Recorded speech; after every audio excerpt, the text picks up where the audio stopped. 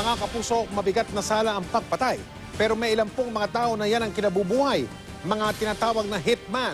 Yung mga mamamatay tao na binabayaran. O, kung tawagin sila hitman, binabayaran po sila ng pera para itumba o para ipatayin nila ang isang tao. Isa sa kanila ang nakapanayam ng GMA News. Ang kanyang mga pagbubunyag ay tinutukan ni Emil Sumangil. Eksklusibo!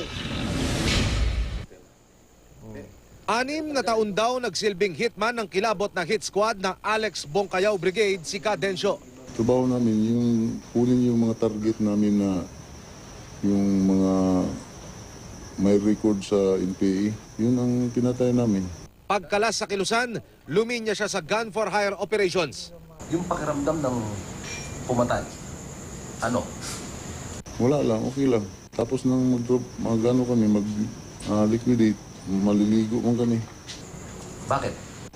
Para maalis yung mga yung maramdaman mo na nakita mo yung pagbaril mo. 10 to 30,000 pesos ang pinakamurang bayad, depende raw sa itutumba. Kung kilala at may sinasabi sa lipunan, 100,000 na raw ang pag-uusapan. May kasi kategori, tas kalahati. Pagkatapos ng trabaho, kunin namin ang balance. Mula Mindanao, nakakarating daw si Cadencio sa Luzon at Visayas.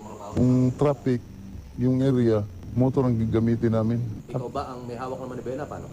Hindi, iba ang magbumaniho. Ako lang ang bumaba. Doon aangkas na lang ako. Kung medyo mainit na raw sa pulis, ipinapasa niya sa ibang kasamang hitman ang trabaho, lalo na kung mabigat ang itutumba. Kadalasan, 1 linggong nagtatagal ang surveillance, kabilang na ang lugar na daraanan. At sa wala raw CCTV nila, ginagawa ang krimen. Kalibre 45 ang pinagagamit na baril ng mga handler niya.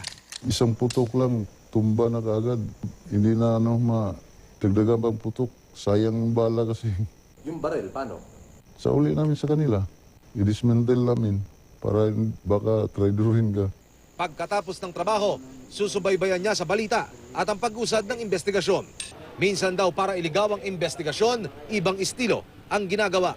Pag kunti lang, hindi namin barilin.